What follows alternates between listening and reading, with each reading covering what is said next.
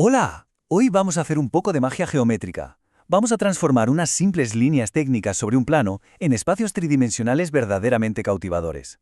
En este análisis vamos a dominar una de las herramientas más potentes del diseño y la arquitectura, la perspectiva militar. Y es que no se trata solo de un método de dibujo cualquiera, es el secreto profesional absoluto para crear esas vistas aéreas precisas que nos permiten entender de un solo vistazo todo un proyecto urbano. Es literalmente el puente perfecto entre la abstracción de un plano en dos dimensiones y la realidad del volumen. Bueno, esta es nuestra hoja de ruta para hoy. 1. El poder de la planta. 2. La disposición de los ejes axonométricos. 3. El famoso coeficiente de reducción. 4 y 5. Cómo hacer el trazado práctico, ya sea con cartabón o con escuadra. Y 6. La representación de sólidos arquitectónicos. ¿Vamos a ello? Empezamos por el principio. Punto 1. El poder de la planta. A ver, si comparamos las perspectivas isométricas, caballera y militar, hay un dato que salta a la vista y que es absolutamente crucial. La perspectiva militar tiene un superpoder único, y es que es el único sistema donde el plano horizontal, es decir, el que forman los ejes X e Y, se mantiene en su verdadera magnitud. ¿Qué significa esto? Pues que la planta baja del edificio, o de todo un barrio, no sufre la más mínima deformación visual. Podemos tomar el plano del suelo tal cual, directamente desde el sistema diédrico, y usarlo como base inalterable. Una pasada, ¿verdad? Pasamos ahora al punto 2, la disposición de los ejes axonométricos. Y aquí es donde la magia empieza a tomar forma matemática. La clave de esta disposición es que los ejes X e Y están rigurosamente bloqueados, anclados en un ángulo perfecto de 90 grados. Ese ángulo recto es precisamente el guardián de esa verdadera magnitud que comentábamos de la planta. Mientras tanto, el eje Z, que es el que nos da la altura, se proyecta hacia arriba de forma vertical. Como dato curioso, históricamente los ingenieros usaban esta misma técnica para diseñar fortalezas inexpugnables.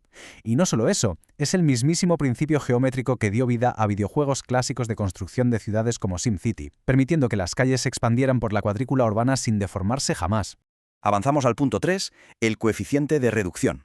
A primera vista puede sonar muy técnico, pero el coeficiente de reducción, o CR, no es más que una proporción estricta que aplicamos exclusivamente a las medidas del eje vertical, el eje Z. Y ojo, porque aplicar este coeficiente es justo lo que transforma un levantamiento geométrico, que de otra manera nos parecería súper rígido y desproporcionado, en algo que el cerebro percibe como una visualización espacial totalmente realista. Si no hiciéramos este ajuste, veríamos las alturas de los edificios distorsionadas debido a nuestro ángulo de visión desde arriba. Normalmente hablamos de dos fracciones estándar, un medio o 2/3. Y esto no es para nada arbitrario. Estos números son en realidad el truco secreto que usan delineantes y diseñadores para engañar de una forma muy elegante a la vista. Al multiplicar la altura real de los muros o de los pilares por un medio o por 2/3, estamos literalmente hackeando la percepción visual. Es como decirle al cerebro que se olvide de la matemática pura en favor de la estética.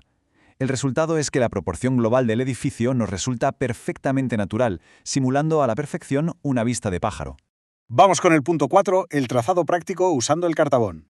Lo que resulta súper interesante aquí, al pasar al trabajo puramente analógico en la mesa de dibujo, es cómo interactúan los ángulos del cartabón con el plano de trabajo horizontal.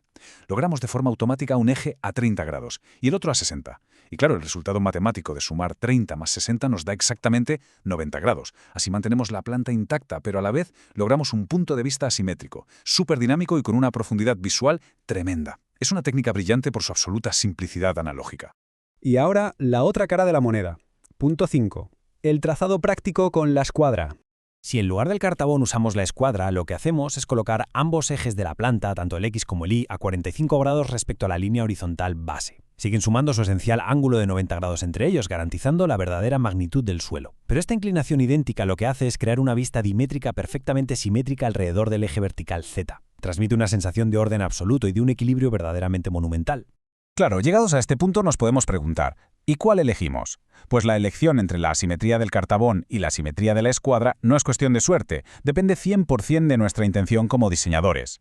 Si necesitamos que una de las fachadas del proyecto tenga un gran protagonismo visual por encima de la otra, el cartabón es la opción correcta. Por el contrario, si queremos que ambas caras del edificio tengan exactamente el mismo peso visual, la asimetría de la escuadra nos da esa equidad perfecta. Finalmente, aterrizamos en el punto 6, la representación de sólidos arquitectónicos. Este es el momento donde todo cobra sentido y construimos los volúmenes en 3D. Narrar este proceso es como describir una coreografía sumamente precisa para levantar un edificio desde el plano. Paso 1. Tomamos la planta diédrica original plana y en verdadera magnitud. Paso 2. Tomamos las grandes decisiones. qué inclinación usamos, escuadra o cartabón y qué coeficiente de reducción le vamos a aplicar a la altura. Paso 3. Dibujamos esa planta base con los ejes girados, manteniendo sus medidas intactas. Y el cuarto paso culminante es proyectar las líneas verticales en el eje Z, aplicando la reducción y cerrando así la envolvente del edificio. Si seguimos visualmente esta progresión en pantalla, queda clarísimo que empezar el dibujo desde una planta que está en su verdadera magnitud es una ventaja inmensa. Nos permite situar curvas, muros o pilares con una eficacia tremenda.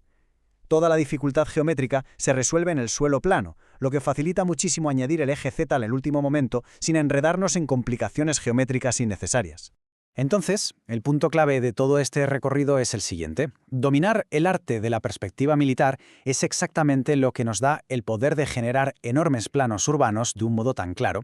Nos permite coger un dibujo técnico súper frío, un plano en 2 dimensiones de un bloque de viviendas, y traducirlo directamente a un modelo espacial altamente legible, ideal para explicar un proyecto complejo a cualquier espectador. Para cerrar este análisis sobre las bases del volumen y la perspectiva militar, resulta innegable el enorme poder que tiene la interpretación espacial. Una simple decisión sobre el ángulo de la escuadra cambia por completo cómo se lee un edificio, y esto nos deja una gran pregunta para la reflexión. Al dominar la capacidad de sacar a la luz las 3 dimensiones de los planos técnicos, ¿qué historias urbanas y detalles ocultos están esperando a ser revelados en los próximos diseños arquitectónicos? Porque la geometría descriptiva, al final del día, no solo va de dibujar formas, sino que nos enseña a ver verdaderamente el espacio.